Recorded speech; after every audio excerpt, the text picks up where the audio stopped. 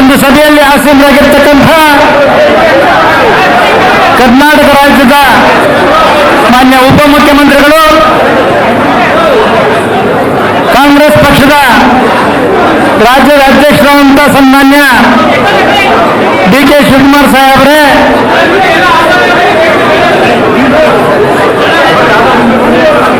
ಸನ್ಮಾನ್ಯ ಕಂದಾಯ ಸಚಿವರು, ನಮ್ಮ ಆತ್ಮೀಯರಾದಂತಹ ಶ್ರೀ ಕೃಷ್ಣ ಬೈರೇಗೌಡ ಸಾಹೇಬ್ರವರೇ, ನಮ್ಮ ಜಿಲ್ಲಾ ಉಸ್ತುವಾರಿ ಸಚಿವರು, ನನ್ನ ಆತ್ಮೀಯ ಸ್ನೇಹಿತರು ಆದಂತಹ ಸನ್ಮಾನ್ಯ ಡಾಕ್ಟರ್ ಎಂ.ಸಿ. ಸುಧಾಕರ್ ಅವರೇ, ವೇದಿಕೆಯಲ್ಲಿ ಅನೇಕ ಜನ ಕಾಂಗ್ರೆಸ್ ಮುಖಂಡರಿದ್ದಾರೆ. ಇನ್ನೂ ನಾನು ಕಾಂಗ್ರೆಸ್ ಪಕ್ಷಕ್ಕೆ ಹೊಸಬ, ಎಲ್ಲರನ್ನೂ ಸ್ಮರಿಸುತ್ತಾ ನಮ್ಮ ಕ್ಷೇತ್ರದ ಮಾನ್ಯ ಶಾಸಕರು, ನನ್ನ ಸನ್ನಿಹಿತರಾದಂತಹ ಪ್ರದೀಪ್ ಈಶ್ವರ್ ಅವರೇ, ಇವತ್ತು ನಾನು ಸುದೀರ್ಘವಾದ ಜೆಡಿಎಸ್ ಪಕ್ಷದ ಸಂಬಂಧವನ್ನು ತೊರೆದು ಅಲ್ಲಿ ನಡೆದಂಥ ಘಟನಾವಳಿಗಳಿಂದ ಮನಸ್ಸಿಗೆ ಘಾಸಿಯಾಗಿ ಇವತ್ತು ಒಬ್ಬ ಭ್ರಷ್ಟನಿಗೆ ಟಿಕೆಟ್ ಕೊಟ್ಟರೆ ನಾನು ಕೆಲಸ ಮಾಡಲ್ಲ, ದಯಮಾಡಿ ಅಭ್ಯರ್ಥಿ ಚೇಂಜ್ ಮಾಡಿ ಅಂತ ಕೇಳಿದಾಗ ನನಗೆ ಕೊಟ್ಟ ಬಳುವಳಿ ಮೈತ್ರಿ ಧರ್ಮ ಪಾಲಿಸಿ, ಇಷ್ಟ ಇಲ್ಲ ಅಂದ್ರೆ ಮನೆಯಲ್ಲಿರೋದು. ಮನೆಯಲ್ಲಿರ್ಲಿಕ್ಕೆ ನಾನು ಸನ್ಯಾಸಿನೂ ಅಲ್ಲ. ನಮ್ಮ ತಂದೆ ಕೆ.ವಿ. ಪಿಳ್ಳಪ್ಪನವರು ಕಾಂಗ್ರೆಸ್ ಪಕ್ಷವನ್ನ ಮೊಟ್ಟ ಮೊದಲಿಗೆ ಇಂದಿರಾ ಗಾಂಧಿ ಕಾಂಗ್ರೆಸ್ ಪಕ್ಷವನ್ನು ಚಿಕ್ಕಬಳ್ಳಾಪುರದಲ್ಲಿ ಕಟ್ಟಿದಂತವರು ನಮ್ಮ ತಂದೆಯವರು. ಅಲ್ಲಿ ದಿವಂಗತ ದೇವರಾಜಸ್ವರನ್ನು ಕರೆದು ಕಾಂಗ್ರೆಸ್ ಹಿಂಭಾಗ ಆದಾಗ ಇಲ್ಲಿ ವೀರೇಂದ್ರ ಪಾಟೀಲ್ ಸರ್ಕಾರ ಇದ್ರು ಕೂಡ ಪ್ರಪ್ರಥಮ ಸಭೆಯನ್ನ ಚಿಕ್ಕಬಳ್ಳಾಪುರದಲ್ಲಿ ಮಾಡಿದ್ದವರು ನಮ್ಮ ತಂದೆಯವರು.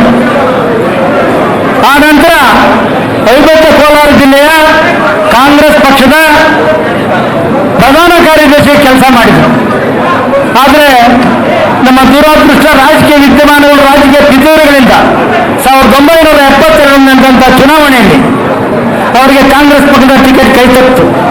ಅಂದು ಅವರು ಸ್ವತಂತ್ರವಾಗಿ ಸ್ಪರ್ಧಿಸಿ ಕೆಲವೇ ಮಂತ್ರಿಗಳ ಅರ್ಥದಿಂದ ಸೋಲನ್ನು ಅನುಭವಿಸಿದರು. ಆನಂತರ ಅನೇಕ ನಮ್ಮ ಕಾಂಗ್ರೆಸ್ ಮುಖಂಡರುಗಳು ಅವ್ರನ್ನ ಪಕ್ಷಕ್ಕೆ ವಾಪಸ್ ಬರಲಿಕ್ಕೆ ಕರೆದ್ರು ಕೂಡ ಅವ್ರು ಇರೋವರೆಗೂ ಕೂಡ ಕಾಂಗ್ರೆಸ್ ಪಕ್ಷಕ್ಕೆ ಬರಲಿಲ್ಲ. ಅನೇಕ ಆಶಂಕೆಗಳಿಗೆ ಅವರು ಬಲಿಯಾಗಲಿಲ್ಲ.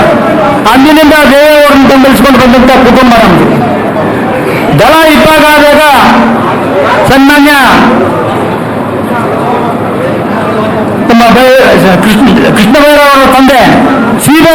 ಬೈರೇಗೌಡರಿಗೂ ನಮ್ಮ ಕುಟುಂಬಕ್ಕೂ ಬಹಳ ಆತ್ಮೀಯತೆ ಇತ್ತು.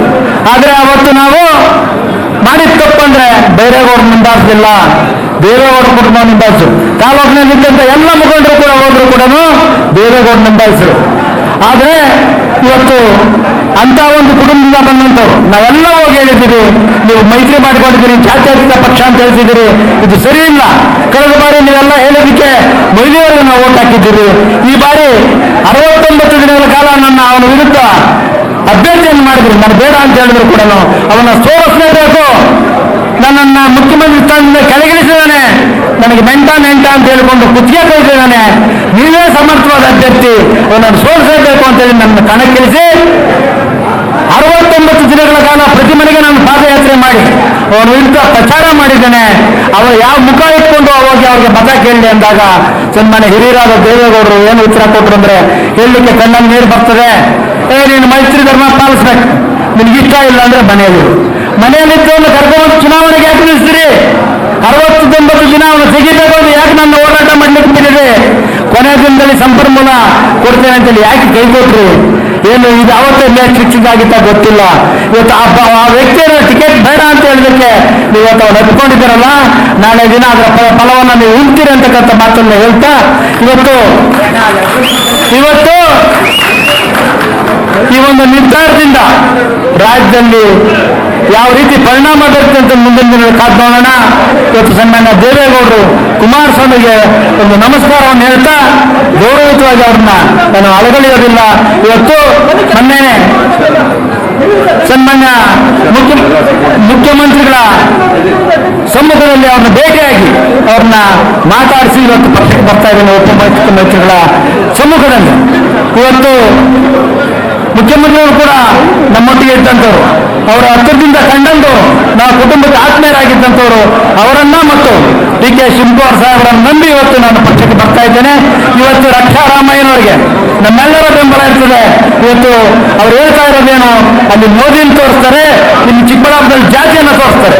ಚಿಕ್ಕಬಳ್ಳಾಪುರದಲ್ಲಿ ಜಾತಿ ತೋರಿಸಿ ಒಕ್ಕಲಿಗರು ಬಂದಿರುವಂತಕ್ಕಂಥ ಕಾರ್ಡನ್ನು ಪ್ಲೇ ಮಾಡ್ಲಿಕ್ಕೆ ಕೊಟ್ಟಿದ್ದಾರೆ.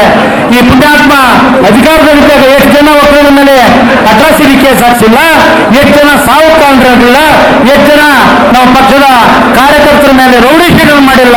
ಪೊಲೀಸ್ ಇಲಾಖೆಯನ್ನು ಕೈಲಿಟ್ಕೊಂಡು ಅವರು ಆಟ ಮಾಡಿರ್ತಕ್ಕಂಥ ಯಾರು ಮರ್ತಿಲ್ಲ. ಒಬ್ಬ ಒಕ್ಕಲಿಗ ಯುವಕನ ಸಾವಿಗೆ ಕಾರಣರಾದಂಥವ್ರು ಇವರು. ಇವತ್ತು ಆ ಪುಣ್ಯಾತ್ಮ ಇವತ್ತು ನಮ್ಗೆ ಅಭ್ಯರ್ಥಿಯಾಗಿ ಬಂದರೆ ಅವರ ಪಕ್ಷದವರೇ ಹೇಳ್ತಾ ಇದ್ದಾರೆ, ನೀವು ಚಿಕ್ಕಬಳ್ಳಾಪುರ ಕ್ಷೇತ್ರಕ್ಕೆ ಲಾಯಕ್ಕಿಲ್ಲ, ಭ್ರಷ್ಟ, ಕೋವಿಡ್ ಕಳ್ಳ, ನೀನು ಮನೆಗೆ ಹೋಗು ಅಂತಕ್ಕಂಥ ಮಾತನ್ನ ಬಿಜೆಪಿ ಮುಖಂಡರು ಹೇಳ್ತಾ ಇದ್ದಾರೆ. ಯಾವ ಮುಖ ಇಟ್ಕೊಂಡು ಅವ್ರು ಮಾತಾಡ್ತಾರೆ ನನಗೆ ಗೊತ್ತಿಲ್ಲ. ಇವತ್ತು ನಾನು ಎಲ್ಲರ ಸಮ್ಮುಖದಲ್ಲಿ ಕಾಂಗ್ರೆಸ್ ಪಕ್ಷವನ್ನು ಸೇರ್ತಾ ಇದ್ದೇನೆ. ಮುಂದಿನ ದಿನಗಳಲ್ಲಿ ಇನ್ನೂ ಬಲಯುತವಾಗಿ ಕಾಂಗ್ರೆಸ್ ಪಕ್ಷವನ್ನ ನಮ್ಮ ಜಿಲ್ಲೆಯಲ್ಲಿ ಕ್ಷೇತ್ರದಲ್ಲಿ ಕಟ್ತಾನೆ ಗತಾಯ ನಾವು ರಕ್ಷಾರಾಮಯ್ಯನವನ್ನ ಅತ್ಯಧಿಕ ಬಹುಮತಗಳಿಂದ ಗೆಲ್ಲಿಸಿಕೊಂಡು ಬರ್ತೇನೆ ಅಂತಕ್ಕಂಥ ಪ್ರತಿಜ್ಞೆಯನ್ನು ಇವತ್ತು ಮಾಡ್ತಾ ಇದ್ದೇನೆ. ಈ ಒಂದು ಪ್ರತಿಜ್ಞೆಗೆ ಚಿಕ್ಕಬಳ್ಳಾಪುರದ ಎಲ್ಲ ಜನತೆಯ ಆಶೀರ್ವಾದವನ್ನು ನೀಡ್ತೇನೆ. ಕೆ ಬಿ ಪಿಳ್ಳಪ್ಪನವರ ಅನುಯಾಯಿಗಳು ಏನಿದ್ರು ಕೂಡ ಕೆಲವರ ಸೋಗಲಾಡಿತನ ಮಾತುಗಳಿಗೆ ಮಾರು ಹೋಗದೆ ಅದೆಲ್ಲ ಬರಬೇಕು. ನಿನ್ನೆಯಿಂದ ಎಲ್ಲೆಲ್ಲೋ ಇದ್ದರು ಚುರುಕಾಗ್ಬಿಟ್ಟವ್ರೆ. ಪಿಳ್ಳಪ್ಪನವ್ರ ಫೋಟೋ ಇಟ್ಕೊಂಡು ಹೋಗ್ತೀನಿ ಅಂತ ಹೊರಟಿದ್ದಾರೆ. ಅದೆಲ್ಲ ಗಿಮಿಕ್ಗಳು ನಡೆಯಲ್ಲ. ಪಿಳ್ಳಪ್ಪನವ್ರಿಗೆ ಚೂರಿ ಆಗ್ತದೆ 94 ಟಿಕೆಟ್ ಕೊಡ್ಲಿಲ್ಲ. ಒಬ್ಬ ಇಂಡಿಪೆಂಡೆಂಟ್ ಮುರುಗನನ್ನು ನಿಲ್ಲಿಸಿ ದೇವೇಗೌಡರು ಸೆಟ್ ಹೊಡೆದು ಅವತ್ತು 2094ರಲ್ಲಿ ಇಂಡಿಪೆಂಡೆಂಟ್ ಅಭ್ಯರ್ಥಿಯನ್ನು ಗೆಲ್ಲಿಸಿಕೊಂಡು ಬಂದಂತ ಕುಟುಂಬ ನಮ್ದು. ಈ ಬಾರಿ ರಕ್ಷಾರಾಮಯ್ಯನ ಗೆಲ್ಲಿಸೇ ತೀರ್ತೇವೆ ಅಂತಕ್ಕಂಥ ಪ್ರತಿಜ್ಞೆಯನ್ನು ಮಾಡ್ತಾ ನಾವು ಇವತ್ತು ಇವರಲ್ಲಿ ನೀವೆಲ್ಲರ ಸಮ್ಮುಖದಲ್ಲಿ ಸೇರ್ತಾ ಇದ್ದೇನೆ. ನಿಮ್ಮೆಲ್ಲರ ಬೆಂಬಲ ಸಹಕಾರ ಇಲ್ಲಿ ಯಾವುದೇ ದುಡ್ಡು ಕಾಸಿನ ಇದಕ್ಕೆ ಮಾರು ಹೋಗ್ಬೇಡಿ. 150 ಕೋಟಿ ಖರ್ಚು ಮಾಡಿ ಪರಿಣಾಮ ಏನಾಯ್ತು ಅನ್ನೋದನ್ನ ನೋಡಿದ್ವಿ.